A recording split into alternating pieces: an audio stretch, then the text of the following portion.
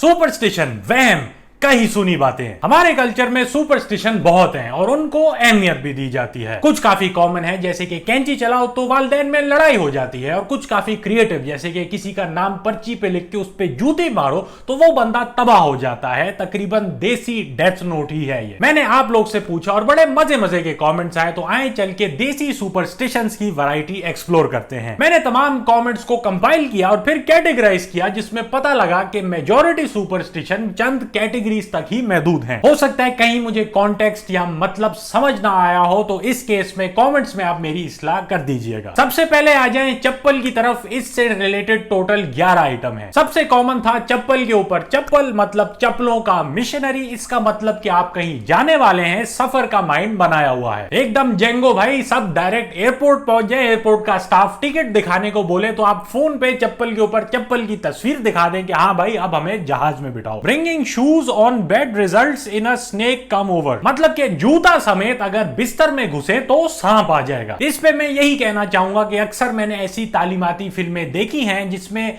चप्पल समेत बिस्तर में घुसा जाता है तो फिर सांप आ ही जाता है और फिर चप्पल पे चप्पल भी हो जाती है। अगली कैटेगरी है नाखूनों की। इसमें भी 5 इंस्टेंसेस निकल ही आए। शायद ही कहीं और नाखूनों पे इतनी बात हुई हो जितनी सुपरस्टिशंस में हो रही है। नाखून काटने के टाइम पे काफी इंपॉर्टेंस है। इसको एज अ 9 to 5 वाला काम ही समझे। अंधेरा होने से पहले ही नाखून काट लें, वरना अगले दिन पे डाल दें। रात में काटने का कोई सीन नहीं है। और अगर रात में नाखून काट लिए तो इसमें होगा क्या, इस पे मुख्तलिफ स्कूल ऑफ थॉट मौजूद हैं। बाप पे कर्ज चढ़ सकता है, घर में चोरी हो सकती है, या फिर मामू रास्ता भूल सकते हैं। आखिरी वाला मैं नहीं मानने को तैयार। क्या पता किसी के मामू एग्जिस्ट ही ना करते हों, क्या फिर काटना जायज है? और मेरे एक्सपीरियंस में तो मामू लोग अक्सर रास्ता भूले हुए होते हैं, करीबी पंप पे आके मिस बेल मारते हैं कि भाई आओ हमको ले लो। फिर है जी nail cutter under newborn will protect against evil eye. बेचारे बच्चे को चुभता रहे लेकिन नजर नहीं लगेगी। पैदाइश के फौरन बाद मासूम को अपना सकून जो है कुर्बान करना पड़ रहा है। Rubbing nails together when 2 people are fighting intensifies the fight. ये पहली दफा सुना है, आजमा के देखा जाए। मैं तो कहता हूं इसे कैंची के साथ कपल कर दें। कैंची चलाएं, अम्मा अब्बा एक दूसरे के साथ भिड़ना शुरू हो जाएंगे।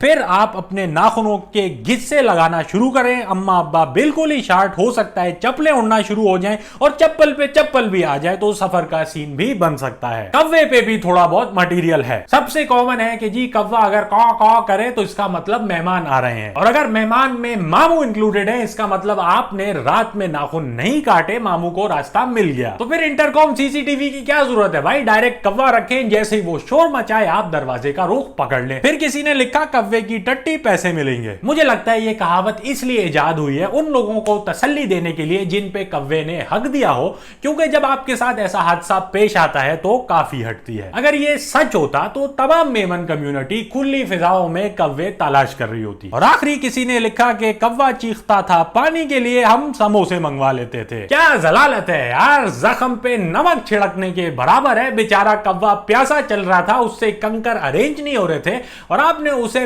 पानी पिलाने के बजाय समोसे मंगवा लिए। कितनी बेहसी है यार। और ये भी नहीं कि कोई हल्का आइटम के सब्जी या चावल ही खा लिए, नहीं नहीं भाई, हमें प्यासा कव्वा देख के समोसे की तलब होती है। हद है यार। खैर कव्वा अकेला एनिमल नहीं है जिसपे सुपरस्टिशन मौजूद है। छिपकली और बिल्ली पे भी मटेरियल अवेलेबल है। पहले आ जाए बिल्ली पे। बिल्लियों में काली बिल्ली के अगेंस्ट काफी प्रोपेगेंडा है। काली बिल्ली ने अगर रास्ता काटा तो बैड लक हो जाती है। अच्छा मैं इतना सुपरस्टिशियस हूं नहीं, लेकिन अगर गाड़ी चलाते हुए काली बिल्ली सामने आ जाए तो मैं अपनी पूरी कोशिश करता हूं कि ये अवॉइड हो जाए किसी तरह। कि आप लोग भी ऐसा कुछ करते हैं? काली बिल्ली पालनी नहीं चाहिए, मनहूस होती है, जिन होती है और नहूसत फैलाती है, दिल में सबके मरने की बद्दुआ करती है। कितनी खौफनाक बात है यार। ये सारा का सारा मेरे ख्याल से तो ये रेसिज्म के अंडर आता है। काली बिल्ली के खिलाफ एक एजेंडा है। कब तक हमारा गोरे रंग के साथ ऑब्सेशन चलता रहेगा? मैं तो कहता हूं एक इंसान अभी भी इसी वक्त काली बिल्ली पे फेयर एंड लवली मल रहा होगा। रात के टाइम अगर किसी के घर बिल्लियां रोएं तो वहां कोई मरने वाला होता है। एक और बिल्लियों से जुड़ा हुआ डरोना सुपरस्टिशन। अगेन मेरे एक्सपीरियंस में आवाजें बिल्लियों की हो या किसी और की,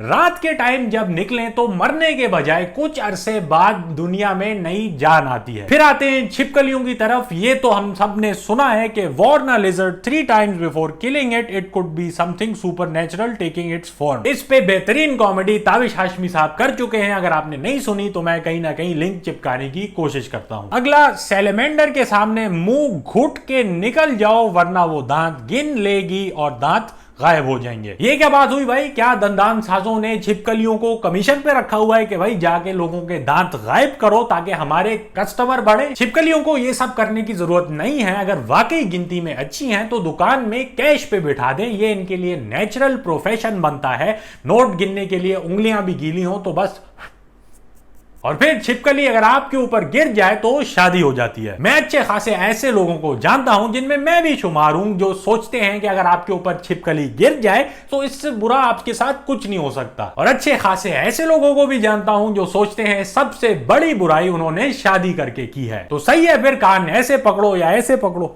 शादी की थोड़ी और बातें करते हैं। दो और तरीके हैं जल्दी शादी करने के, अगर आप अपने ऊपर छिपकली नहीं गिरवाना चाहते। दोनों तरीके दुल्हन के अंडर आते हैं। एक, दुल्हन के उठने पर उसकी जगह पर बैठ जाओ, जल्दी शादी होगी। बस ऐसा ना हो कि दुल्हन जब बैठने वापस आए तो दूल्हे ने माइंड बदल लिया हो। और ये इवेंट एक और केस में भी पेश आ सकता है, जब आप अगर बाल बना लेने के बाद बालों में फिर से कंघा फेरे तो शौहर दूसरी कर लेता है। दूसरा तरीका जल्दी शादी का, if the bride slaps her single friend she will get married next. ये जल्दी शादी का कम ब्राइड जिला की भड़ास निकालने का तरीका ज्यादा लग रहा है कि दुल्हन से चंबे खाओ। चंबे कराने वाली दुल्हन मोस्ट प्रोबेबली डोमिनेटिंग और कंट्रोलिंग भी होगी, जो इस केस में होता है जब पांव की दूसरी उंगली अंगूठे से बड़ी होती है। फिर कहते हैं जी जब शादी की डेट फिक्स हो जाए तो ज्यादा बाहर नहीं जाना चाहिए। इस वहम पे कुछ लोग इतना ईमान ले आते हैं कि शादी हॉल में बारात आके ही नहीं देती। हम सब ने ऐसी शादी अटेंड की हैं कि 12 बजा दिया, आवाम भूखी मर रही है,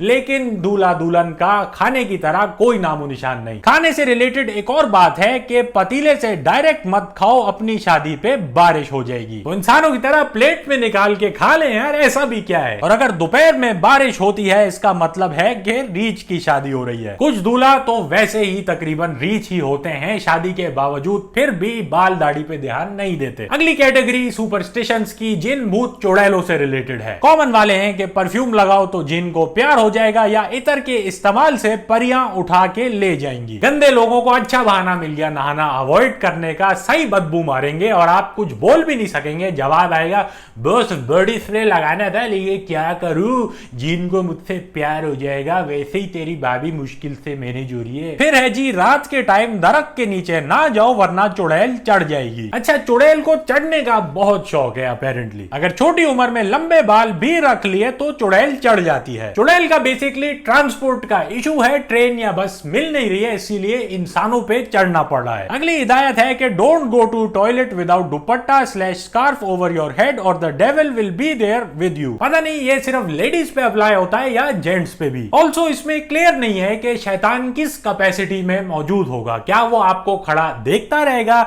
या फिर वो कार्रवाई में भी ज्वाइन करेगा। जो भी हो, मुझे इससे इशू नहीं है। अच्छा है, कंपनी हो जाएगी, वैसे ही बंदा फोन पे कितना वक्त जाया करे। खैर, कार्रवाई मुकम्मल करने के बाद दरवाजा बंद करना ना भूलिएगा, वरना बाथरूम का दरवाजा खुला छोड़ देंगे तो कमरे में जिन्नात आ जाएंगे। ठीक है जी, इस केस में अगर कमरे में छोटा बच्चा मौजूद है तो पुट अ नाइफ और blade besides the newborn so जिन वोंट कम नियर हिम। क्या कुछ करना पड़ रहा है बच्चे की हिफाजत के लिए। नीचे नेल कटर, साइड में छुरा।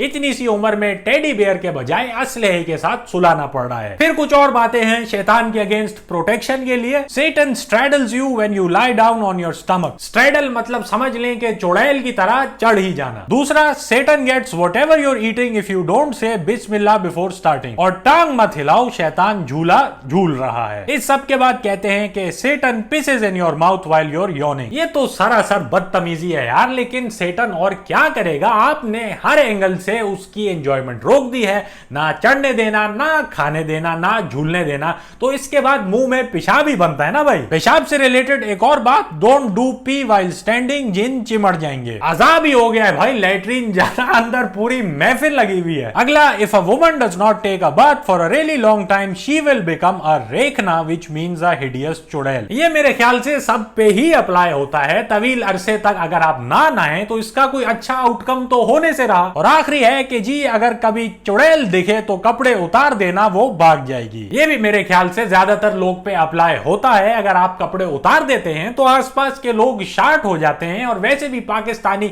मर्दों के केस में तो कुछ दिखाने लायक ऐसा है भी नहीं। चलें जी, ये वीडियो यहीं लपेट लेते हैं, काफी लंबी हो गई, कंटिन्यू करेंगे इसे पार्ट 2 में, जो कि मैं इंशाल्लाह जल्द ही मार्केट में फेंकूंगा। उम्मीद है आपको ये वीडियो पसंद आई होगी। तो आपको लाइक सब्सक्राइब का मंजन तो पता ही होगा, इंतजार कीजिएगा देसी सुपरस्टिशंस पार्ट 2 का।